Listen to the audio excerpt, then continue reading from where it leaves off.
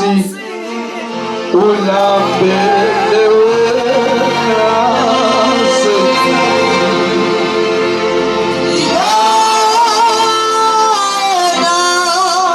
moya wa Nkosi,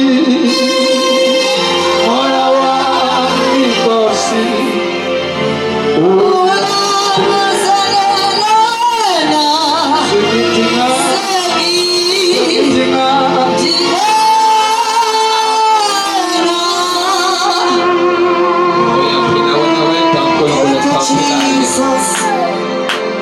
Sundala masoko hallelujah.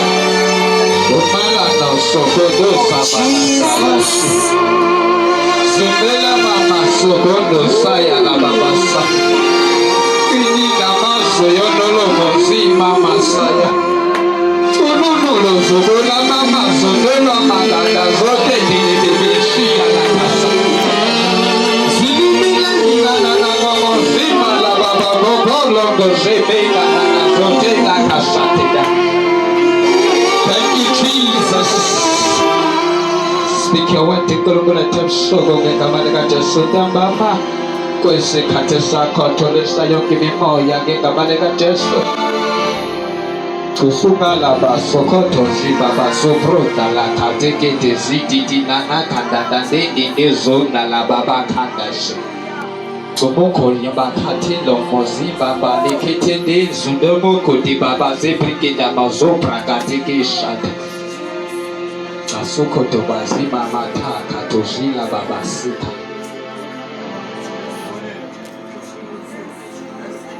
Ya base benzela aba likolwayo Lia base benze abali koloyo Lia base benzela abali koloyo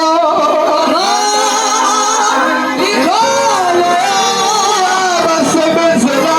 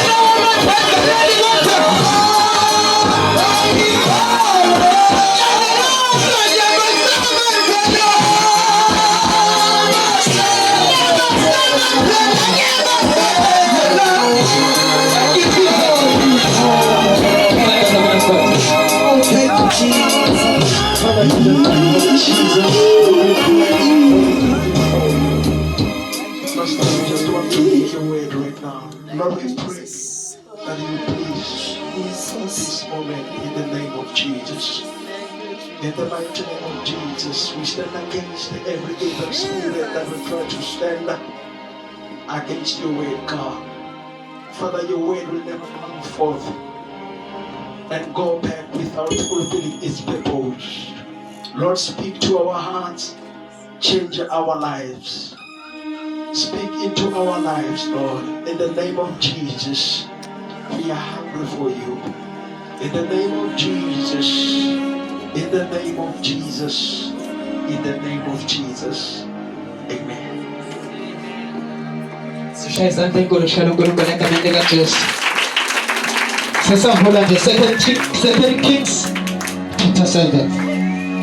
Kings chapter 7. 2 Kings chapter 7. Second Kings chapter 7. Ekameneka Jesu. Ibingelela abafundisi bonke ekameneka Jesu bingelele. Bishop Kumalo enkosikazi wakho. Bishop Unyakane enkosikazi wakho bingelele bonke omama ekameneka Jesu bingelele bamsengane. Ekameneka Jesu makhwini ekameneka Jesu vele ngibingelele nje omama bonke ekameneka Jesu ngencwadi yesikhathi ekameneka Jesu. Ngiyacabanga bese khona tholile ekameneka Jesu. Angifundele nje verse 1. 2 Kings chapter 7 verse 1. Omunye abe ngibambela John chapter 2. Thank you Jesus. Verse 1.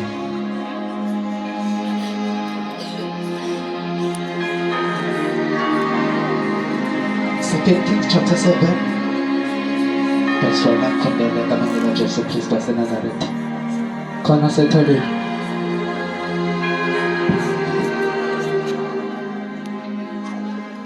Hallelujah. Siyafunda bazalwane. Amakhosi esibili chapter 7 verse 1. Wayesethi uElisha, zwanini izwi likaJehova. Usho kanje uJehova uthi, kusasa ngalesi sikhathi iseya lempuphu ecolekileyo liyakuthengiswa ngeshekeli, namaseya amabili ebhali ngeshekeli esangweni laseSamariya.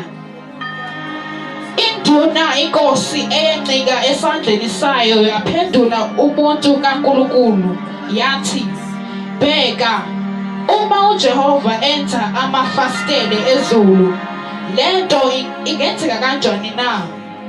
Wathi, bheka, uyakubona ngamehlo akho, ungadli kukho kodwa. Verse 3. Kwakukhona esikhaleni sesango abantu abane abayinochoko. Bathi omunye komunye, sihlalelani lapha size sife na? Uma sithi siyakungena emzini, indlala isemzini, siyakufela khona. Uma sihlezi lapha siyakufa futhi. Ngalokho masihambe sisukele ikamu lama-Aramu. Uma esiyeka siyakuphila, uma esibulala siyakufa. John chapter 2 verse 1. John chapter 2 verse 1.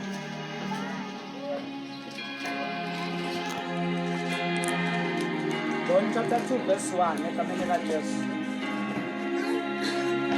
Setholile nje ngokuthi bangifundele ekameni kaJesu.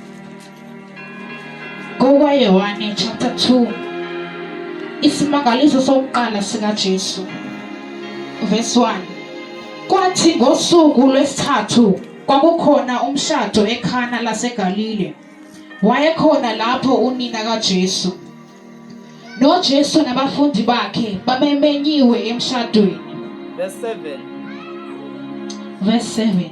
uJesu wathi ezincekwini, gcwalisani izimbiza ngamanzi. Zazigcwalisa ke zathi ciki. Wayesethi kuzo, yikhani manje niyise kumphathi wokudla. Zayisa ke. Umphathi wokudla. Alright, phindele emuva ufunda verse 6 bese uyathandaza kakhulu. 6. Kwakukhona lapho izimbiza zamatshe eziyisithupha zibekwe ngesiko lokuhlamba labaJuda, ziphethe yileso naleso izilinganiso ezimbili noma ezintathu.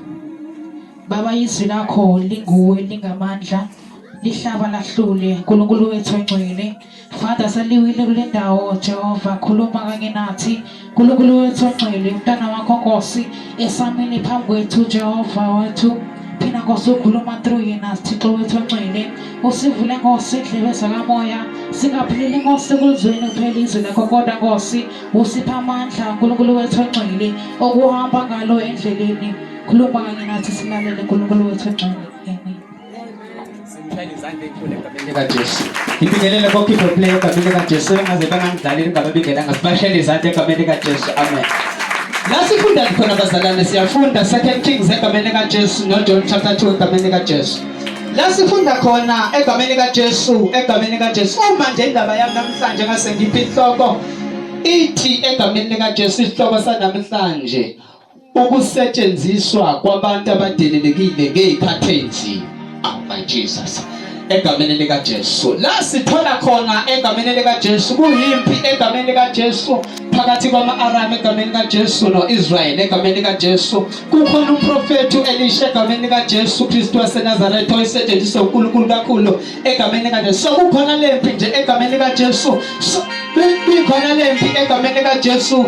Siyazi-ke egameni likaJesu befuna ukuhlasela u-Elisha egameni likaJesu. Ekhona noGehazi ethi yavuka ekuseni impi ihlasele egameni likaJesu. Lapha ku-chapter 6 athi mvula amehlo abone yonke leyo nto egameni likaJesu. Ibiqhubeka ishona phansi egameni likaJesu. Siyaqhubeka le ndaba le ukuthi inkosi egameni likaJesu isihlangana nebutho elinye egameni likaJesu ukuze ihlasele ibandla laseSamariya. ESamariya kwaqala indlala enkulu egameni likaJesu lebadayisa khona ngisho amakhanda embongolo egameni likaJesu. Egameni likaJesu abanye beswapha ingane ethi omunye namhlanje sizopheka yakhe ingane egameni likaJesu, kusasa sipheke yakho ngendlela eSamariya. Indlala yayisiningi ngayo egameni likaJesu Kristu waseNazaretha. And uma isiningi indlala egameni likaJesu, lapha kuvesi 1 useyakhuluma Elisha ukhuluma ngezwi likaNkulunkulu egameni likaJesu ukuthi egameni likaJesu kuzokwenzeka lokhu egameni likaJesu, lidayise egameni likaJesu amakhanda ngamashekeli egameni likaJesu. Bese yabuzwa ukuthi kuzokwenza kanjani lokho, ethi uzokubona kodwa-ke kuzokuthinte egameni likaJesu. Uma sifunda ngale egameni likaJesu kuJohn chapter 2 sithola ukuthi kukhona egameni likaJesu usiko lamaJuda egameni likaJesu, kusho ukuthi ayihlambela khona izikhathi ngezikhathi. Uma kukhona umshado noma kukhona umcimbi ayisebenzisa lamatshe awu-5 noma lezimbiza eziwu-5 oyithanda ukuthi fela khona wayethi fela. Omunye landele naye yenze njalo, wayethanda ukugeza inyawo zinothuli wayegeza lezo zinyawo. Alright, egameni likaJesu Kristu waseNazaretha. Nayi indaba le yakhona namhlanje egameni likaJesu. Sithola kuna lamadoda egameni likaJesu ku-2 Kings. Lamadoda angaphandle kwesango egameni likaJesu. Inkinga yalamadoda aye noqobo. Uma noqobo lamadoda, uqobo kwayisifo esithelelana kakhulu egameni likaJesu. Wangadingakali phakathi kwabantu. Uma wangadingakali phakathi kwabantu, ayisethathela indawo yawo abeka ngaphandle kwesango ukuze ngekakwazi ukuthelela abantu. Kanti akazi ukuthi iyezimpi egameni likaJesu. Lamadoda awakhiphela ngaphandle ngelinye ilanga azobadinga egameni likaJesu. Yeba noqobo kodwa akazi ukuthi ngelinye ilanga iwona azobanqobela egameni likaJesu. Ngoba kuyenzeka egameni likaJesu kube khona abantu esibakhiphela ngaphandle ngenxa yakho, kodwa singazi ukuthi ngelinye ilanga sizobadinga. Isuphilele lamadoda abekwa ngaphandle kwegeyithi, bona behleli ngaphakathi egameni likaJesu. Angena ama-Aram athatha over and lamadoda ahleli ngaphandle egameni likaJesu.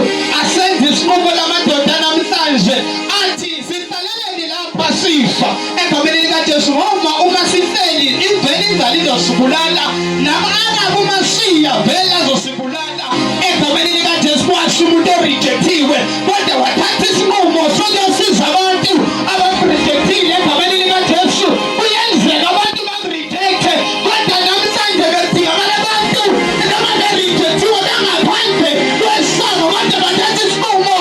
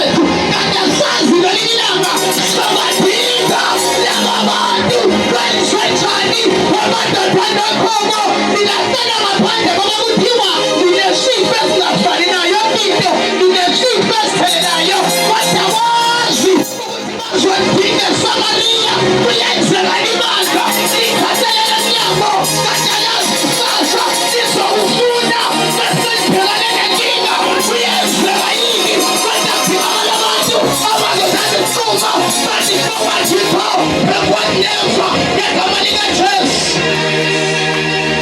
Tata amadoda arejectiwe kodwa thatha isibindi sokuya phambili. Thatha egameni likaJesu. Lolu siko laniwenzika la kuba ngishilo labantu babethifela manza noma yini egameni likaJesu. Le ndawo ibonakala njengendawo engcolile egameni likaJesu noma ngendawo ebunuku egameni likaJesu.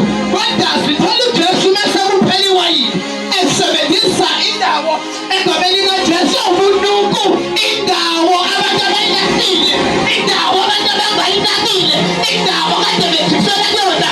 Abanye kade egameni likaJesu begeza bonikade abazi ukuthi bese kuphela iwayini bazoyidinga le ndawo abayibukela phansi, bazoyidinga le ndawo abasifela kuyona. Kwenzenjani namhlanje?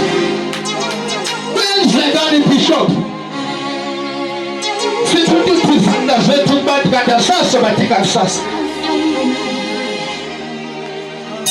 Siyabona la usiko and abana-idea ukuthi baphuze iwayini lalento abahlale beyidelela noma balento abahlale bezubunuku kuyona. Kodwa namhlanje sithola umphathi wokuvenda ebiza umkhwenyana ethi uze kubeka lokhu usibekela iwayini elimnandi. Abanye baqala ngelimnandi base begcina ngelibi. Kodwa wena uze kubeka lokhu usibekela elimnandi. Kodwa akazi umphathi wotela ukuthi ukhuluma naye la adlule khona wathi fela. Kodwa yiyo lento ayizwi mnandi namhlanje. Kuyenzekani? Kunabantu esingaboni bey'thaphethu, kunabantu esingaboni singahamba nabo, kodwa ngelinye ilanga kube yibona abasizayo mhlawumbe iwayini. Iyaphela phela iwayini ekhanda, kodwa kudingakala ukuthi uphindele emuva kulento edelelekile, kulento ongathubukela phansi, kube yona esizayo eliyakha iwayini elidluleleni okade abantu abanayo egameni likaJesu. Kade likhona iwayini kodwa lelasakhiwa ngalento edelelekile limnandi ukudlula lelo kade.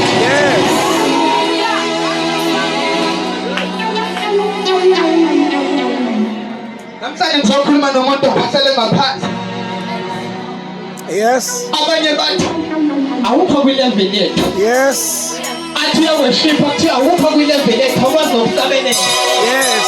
Bathi bona abantu namhlanje abanye benza isifungo. Bathi bandla lisikhiphele ngaphandle.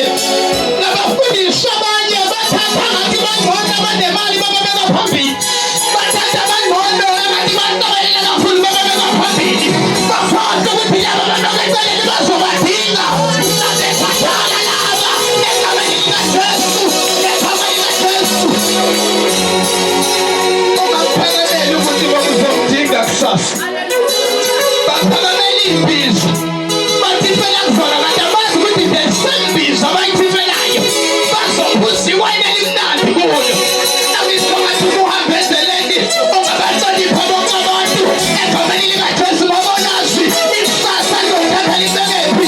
Mhlawumbe ikusasa lento ayibukela phansi engelutho yiyo ezokhipha Jeremaya ungasibheka ukhipha ngey'gwethe ezamandla kude phezukodini ngenxa yokuthi idelelekile lento bathi yona ekwazi ukukhipha phezukodini ayekhona amatreni sasekhona intambo kodwa sithole bekhipha ngamandla kuthi ngoba yasinto ezidelelekile nasebenza ngekhathi ezile.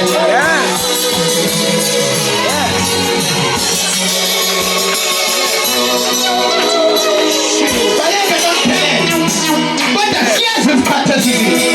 Inkinga isikhathi esinzima asisade sisazifikelela ngalo. Ngala kwezona siphela isikhathi esinzima kufike senza. Ngala kukhona sifika kuphela isikhathi sewayini.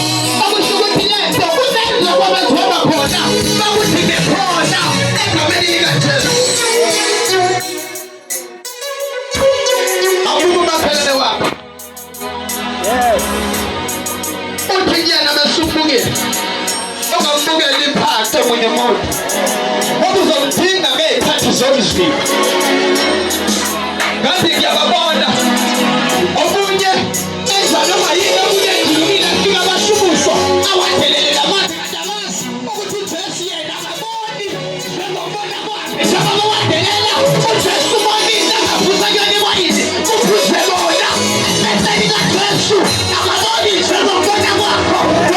liyedelelekile kodwa ke kubona into ezokusa ngayimandla egameni likaJesu wadibona into eswele Jesu ubona la kwekhela khona izinto zamanje kuphuka elimnyama wena thina bathulile bajuda bayadelela kanti abazi into abayidelelayo iyona into ezobaphiwa sabephelele wiwayini ngoba ngosiko lwamajuda bephela iwayini kwaphela ubumnandi kanti abazi lobumnandi mnandi ukuthi bazophola kule nto edelelekile ngiyacabanga ukuthi bayingena le nto yayisesangweni njengalabanye babebengaphandle kwesango nabo babengena yayibeke esangweni ngoba yinto nokunuka ifanele isondele eduze komshado ngoba yilaba benza yonke into ukuze bese bemshadele bangabuki into yobunuku kodwa le nto yobunuku iyona ethatha emnyango izofakwa phakathi baphuze baselebrate le nto egameni likaJesu ungakhathazeki uma benkosela ngaphandle uNkulunkulu uzokwenza i-turnaround egameni likaJesu uNkulunkulu uzokwenza i-turnaround shadele imandla elikhathela abantu emnyango badalazi kusasa kubathini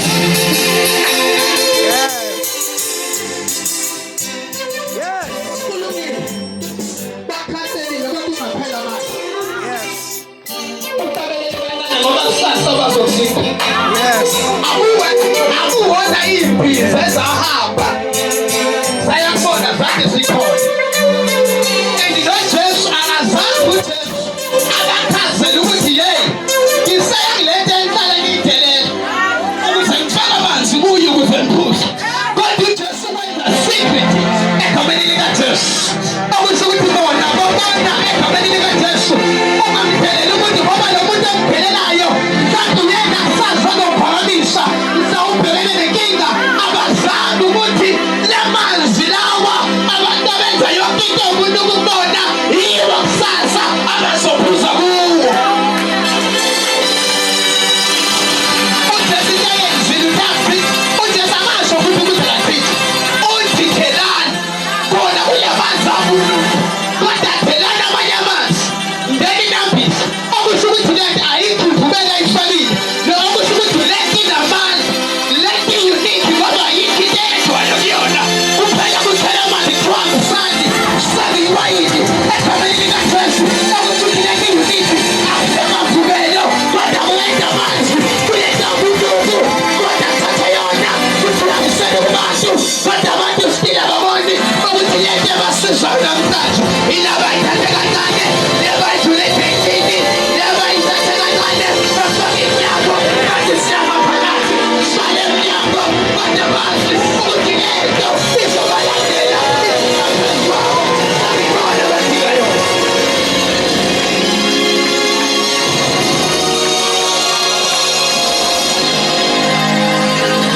kade ngikhuluma nomuntu odeliwe ngoba le nto ayigcini ngaphandle lebandla liyakwazi ukukhahlela abantu sengikhuluma ngebandla ama-worship akhuluma kwathi leyo nto legqoke ingubo yodwa ka-unity ayiphethe ngesikwazi kuhamba nayo kanti akazi kusasa zomdinga ngoba le anointing ngevalelekeni ukuthi namrejecta kusho ukuthi izosuka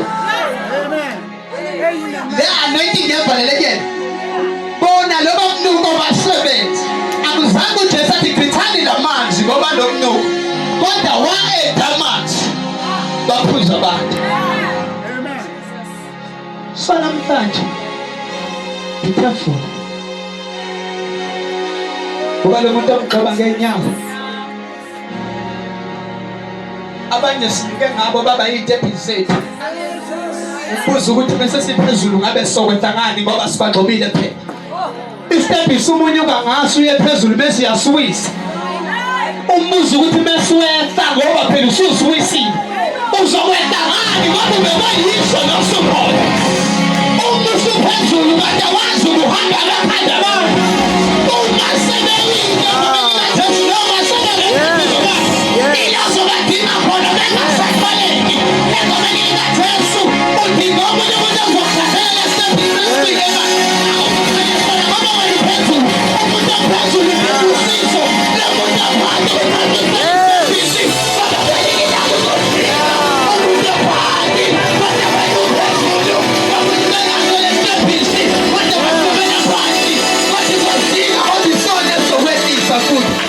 indlela onyuke ngayo yiyo futhi ezokwenza.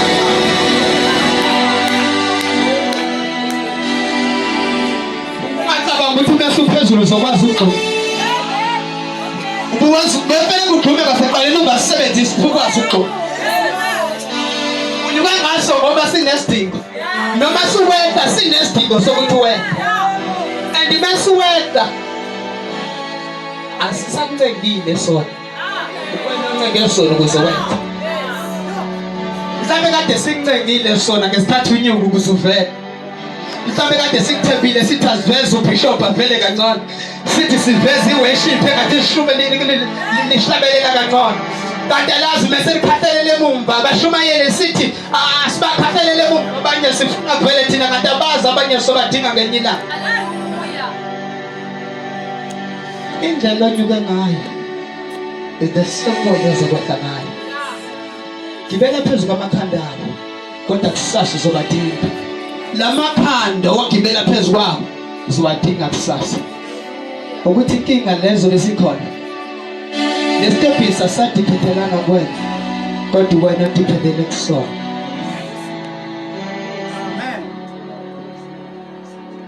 Abantu laba amanzi akanankinga ngoba vele ajwayele ukuthi angcoliswe futhi akanankinga nalokho. Kodwa abantu esithola abanenkinga laba yilabo abasendlini abaphakeme abasemshadweni kodwa futhi bazosizwa ilento edilelekile esemnyango. Wona amanzi akanankinga ngathi ayilindele vele ngoba sejwayele ukuphuma ukuthi akenze omunye azomthifela noma azowasha inyawo. Kanti akazi ngaleli langa ukuthi kuzosetshenziswa yona egameni kaJesu kulabantu abasendlini egameni kaJesu. Bekezela kulesimo kusona ngoba wazi uNkulunkulu ukuthi usefikile. Wena ujwayele ukuthi egameni kaJesu uzakushaya kanti uNkulunkulu uzokwenza i-turnaround namhlanje. Uzo-eda amanzi egameni kaJesu kulokho buthakathaka bakho egameni kaJesu uzo-eda amanzi kulokho kubela phakathi kwakho. Sisukume sena ngena